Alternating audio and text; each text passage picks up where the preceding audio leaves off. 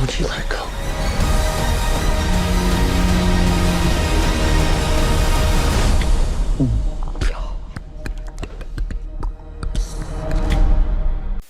Disclosure Day is the latest film from Steven Spielberg. It's his fourth feature-length Alien film, his first in 2 decades, and stars Emily Blunt and Josh O'Connor. And before I get into what this film is, I really should talk about what it isn't, because based on the trailers, you might be convinced this is either an alien invasion movie or one where at least one person in the main cast is actually an alien walking around in a human suit. But it's really neither of those, even if the script keeps teasing it well into the second act. Oh, it's still about aliens. One of the trailers straight up confirms we're dealing with big-eyed Roswell-era little green men, but I feel like knowing that is going to improve this on a rewatch. The film sees O'Connor as a whistleblower for this secret government organization that oversees and attempts to hide any information about aliens making contact with Earth. Apparently, they've got records going back nearly 80 years. He plans on blowing up the entire conspiracy and is actively being hunted by the government group, led by Colin Firth. Meanwhile, Blunt, a Kansas City-based meteorologist, pulls an X-Men and suddenly has latent powers activated, which includes the ability to speak any language, even one that's clearly not human, reads minds, and can both read and influence the emotions of the people around her.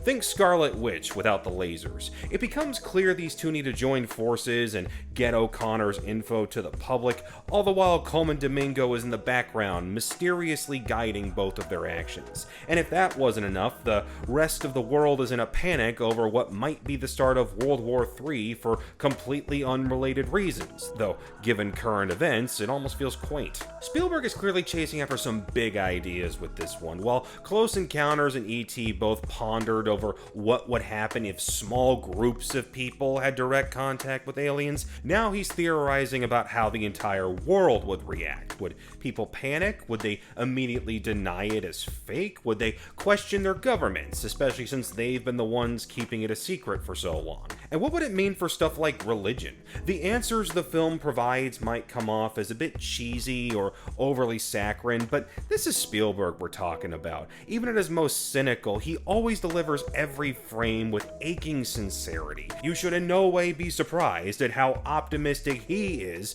about how we as a people would react to learning about life on other planets. Though nowadays I'll give any filmmaker credit for grabbing an audience by the lapels, getting right up in their face and saying, empathy is a good thing. Oftentimes the film feels like masters of their craft just showing off. In an era where everybody's still trying to outdo each other with crazy long one-shot takes, Spielberg and his longtime cinematographer Janusz Kaminski still found ways to make me go, how the heck did they do that? Multiple times. There's a lot in the final act that works, especially an extended news report, and there's a sequence involving 2 cars and a train that reminds you that Spielberg has been creating edge-of-your-seat action for over 50 years now. And of course it all perfectly blends together with John Williams' score, even if this one isn't quite as memorable as some of the ones you probably already know.